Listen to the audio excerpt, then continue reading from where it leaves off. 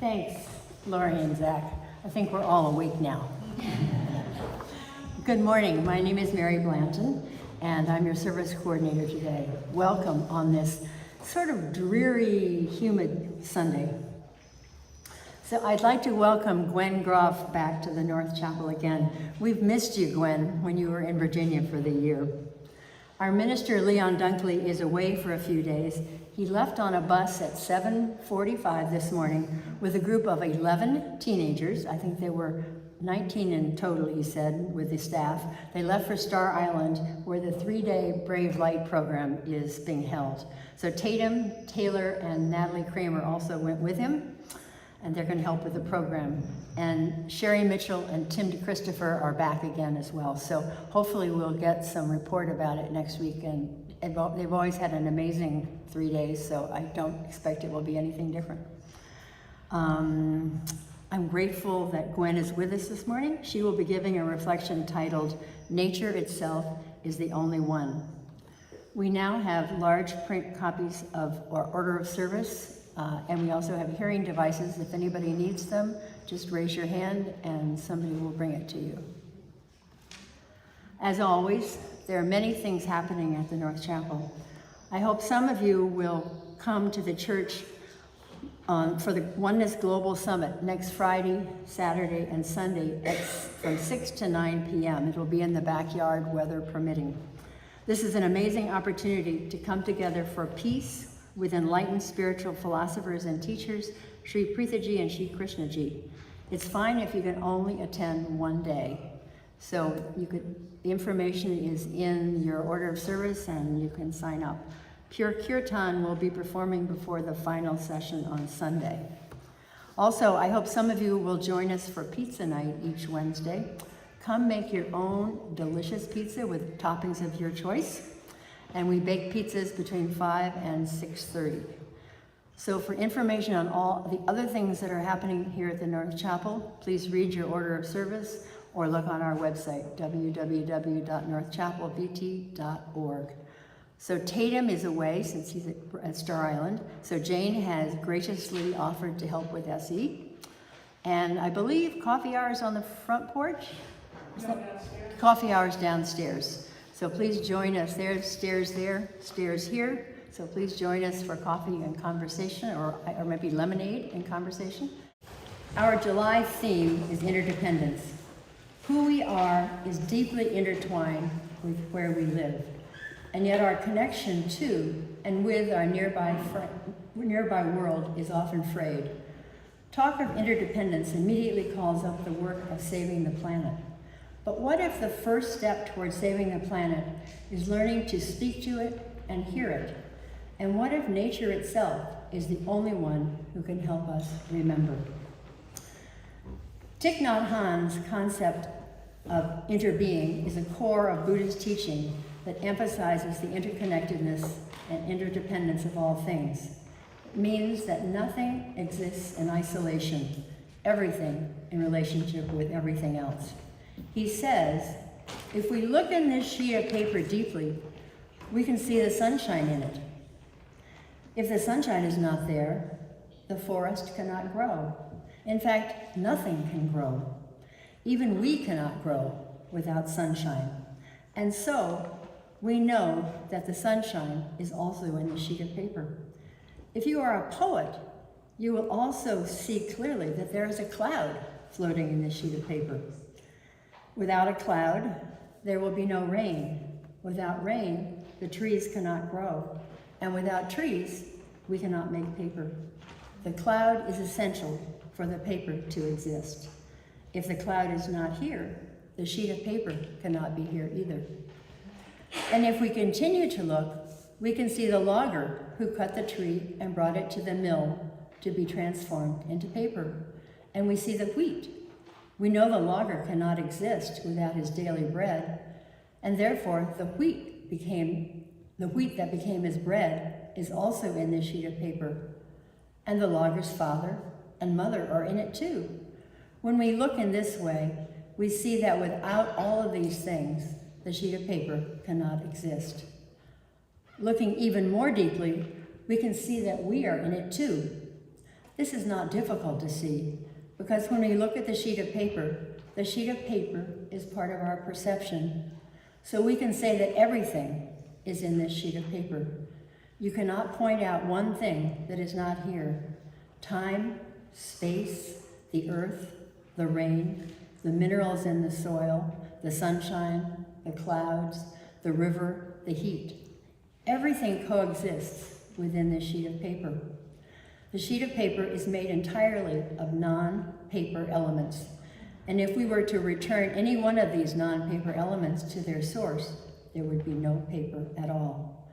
That is why I think the word interbe should be in the dictionary. To be is to interbe. You cannot just be by yourself alone. You have to interbe with everything else. This sheet of paper is because everything else is. Interbeing is the understanding that nothing exists separately from anything else. We are all interconnected. By taking care of another person, you are taking care of yourself. Happiness and safety are not individual matters. If you suffer, I suffer. If you are not safe, I am not safe.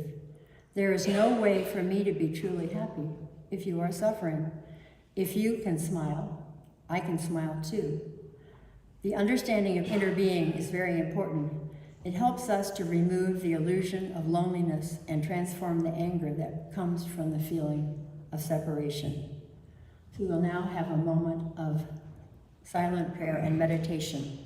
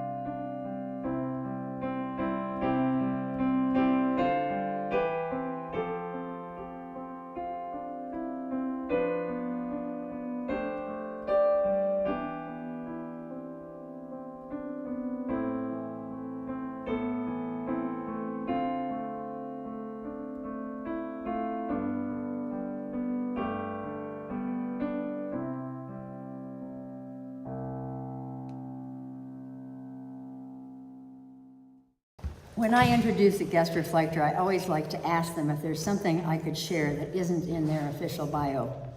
Here's what Gwen shared.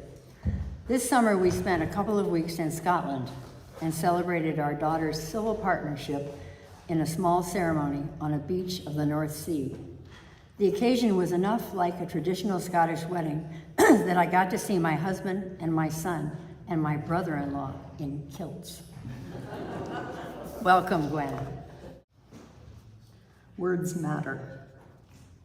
I know that we are living in days that call for action, but the way that most of us are interconnected with each other is through words, printed and spoken words, sung and read words. And I believe it matters how we use them, and it messes us up when we misuse them. Have you ever been outdoors with a group of people on a clear, moonless night, far away from the lights of civilization, and looked up at the open sky and heard someone say, "It's so dark tonight you can see the Milky Way"? What's wrong with those words? The person making the observation likely means that on this dark night, you can see in the sky a brighter band of billions of stars stretched out in a long, thin river of light with blurry, milky boundaries that remind us that our galaxy is called the Milky Way.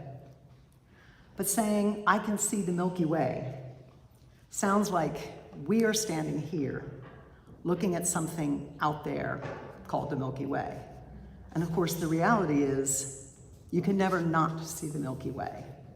Every visible star, every moon, every sun, every red planet Mars, even in an overcast or light polluted sky, everything we see is part of the Milky Way.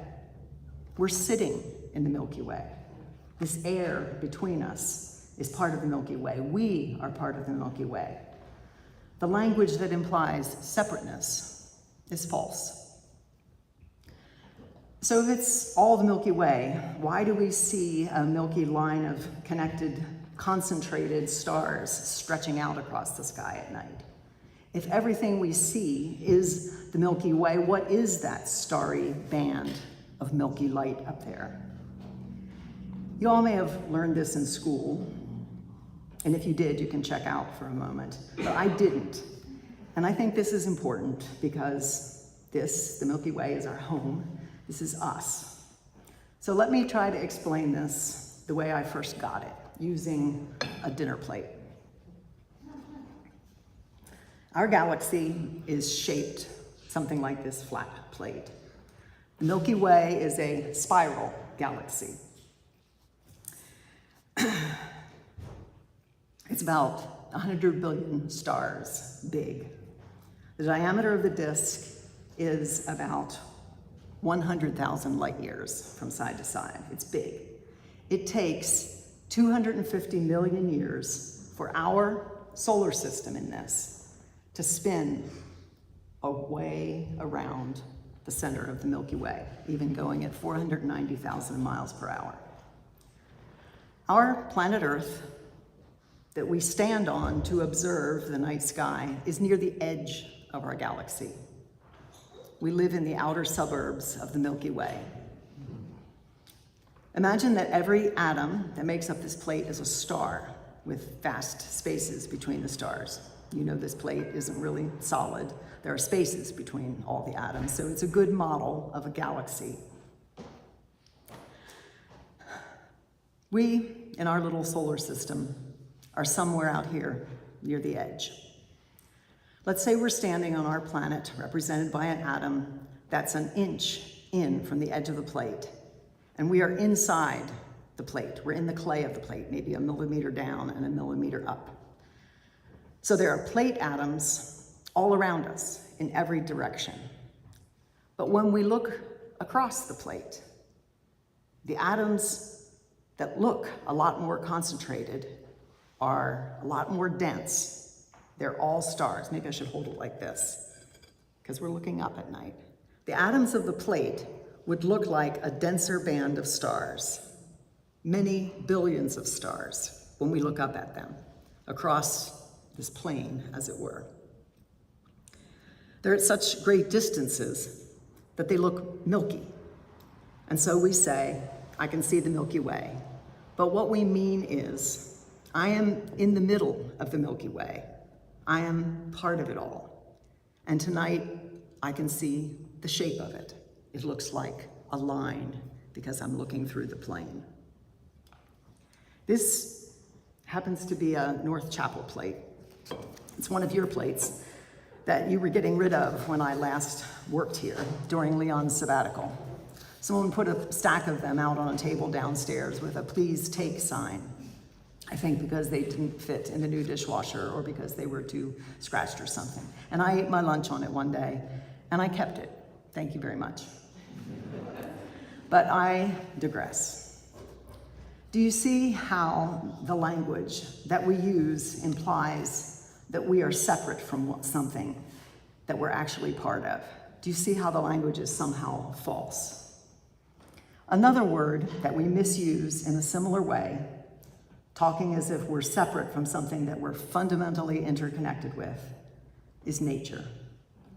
We talk about the need to get out in nature, to enjoy nature, to have a better relationship with nature.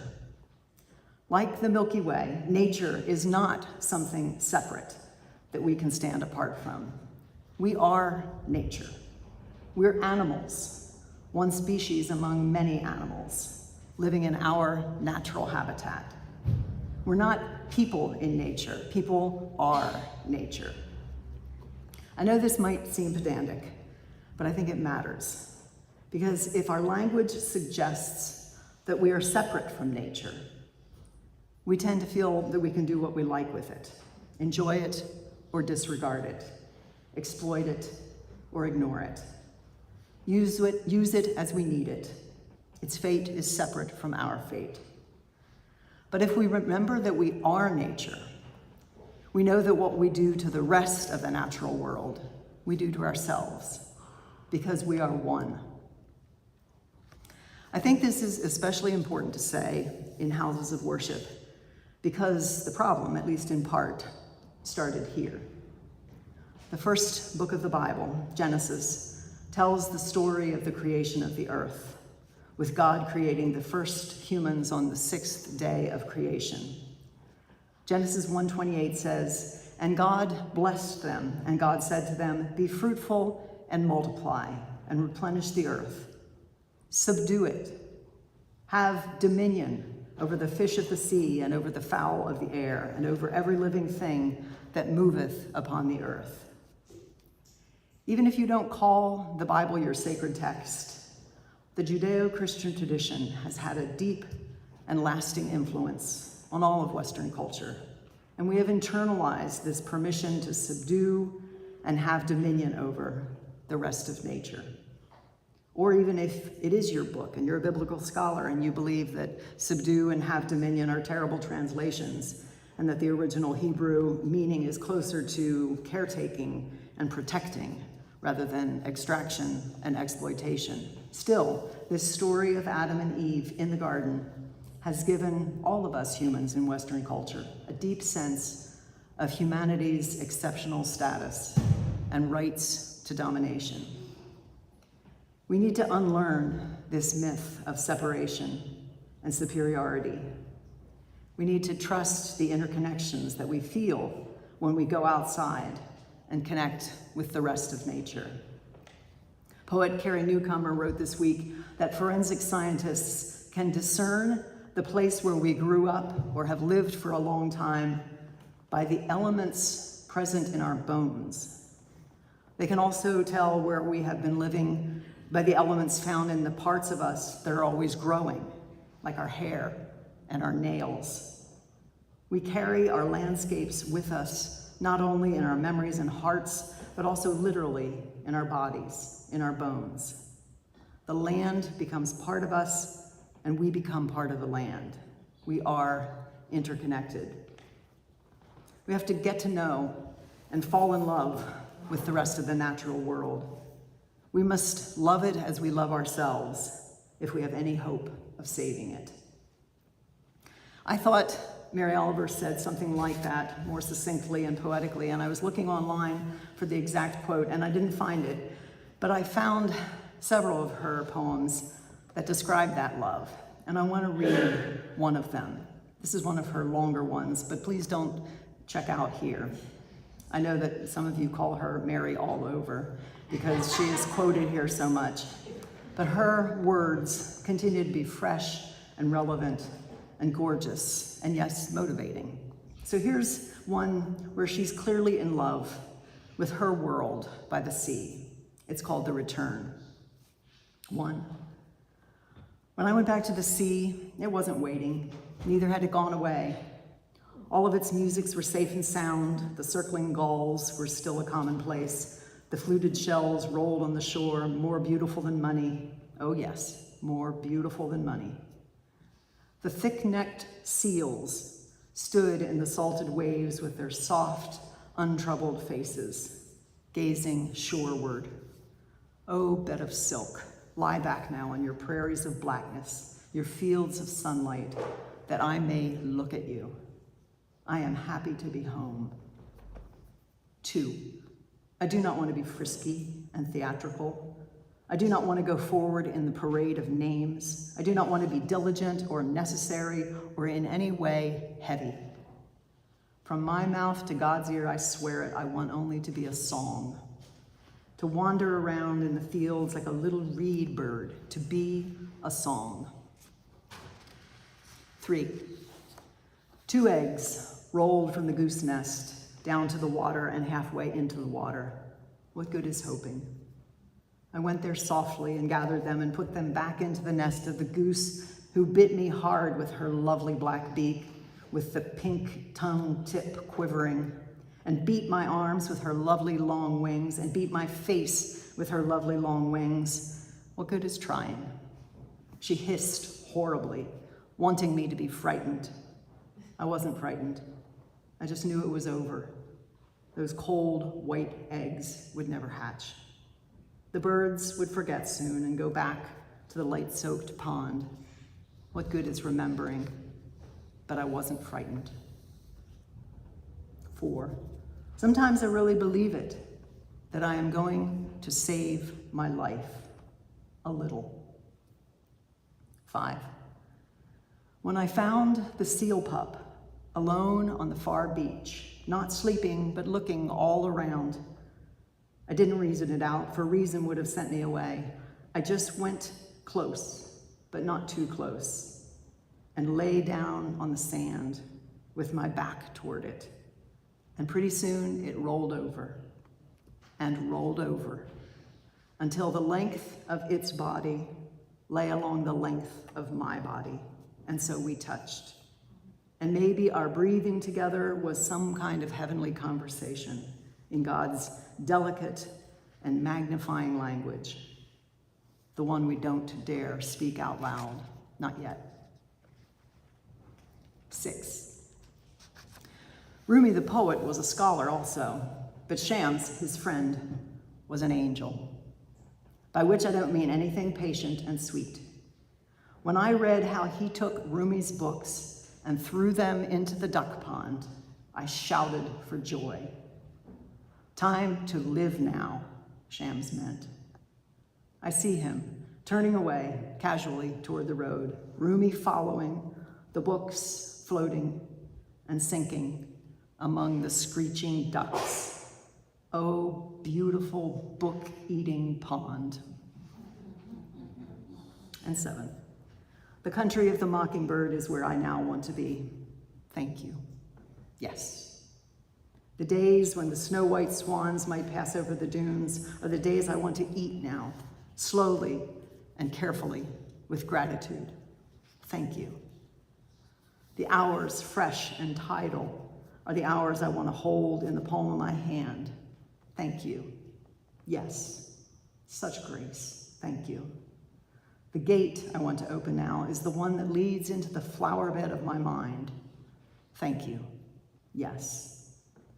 Every day, the slow, fresh wind. Thank you.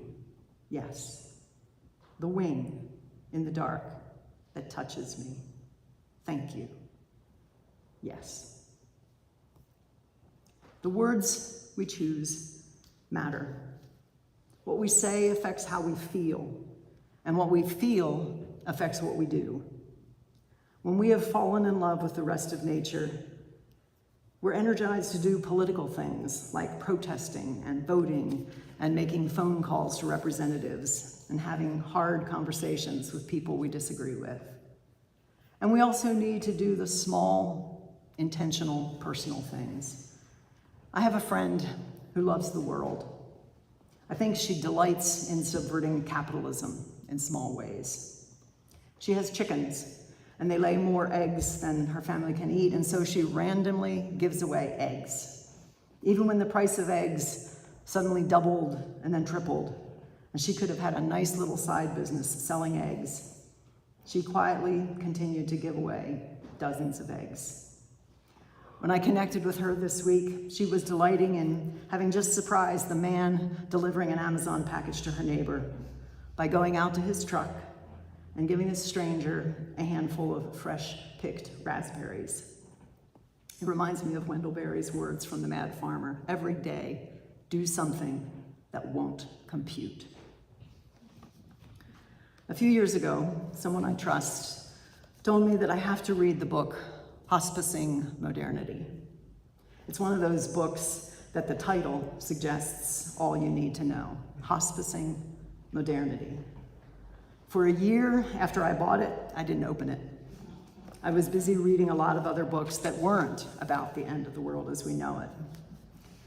When I finally started reading it, I found that it was indeed about our current civilization's collapse and how to give it a good death. It's written by a Brazilian-Canadian educator, Vanessa Machado de Oliveira. She starts the book with a thought experiment that takes us through climate collapse and lands in the year 2048. She imagines the surviving human population convening then to decide how to build a new system to educate our children for human responsibility, to learn from our past mistakes and create a viable system for the planet-wide human and non-human family. It's brutal reading. I set it aside several times, and she invites that. The second chapter is actually called Why Read or Not This Book. She ends sections with warnings like, reading this book could be disturbing and not advisable. When I was invited to bring a reflection here in this month with the theme of interconnection, I committed myself to finally read this book all the way through to the end. Because we know the truth. Collapse has already begun for the most vulnerable, and we are all interconnected. The violence and exploitation and inequality and consumption on which modernity is built is not sustainable. We're approaching the end of the world as we know it, and we can deny that, or we can face it and try to hospice the death of modernity before midwifing whatever will come next.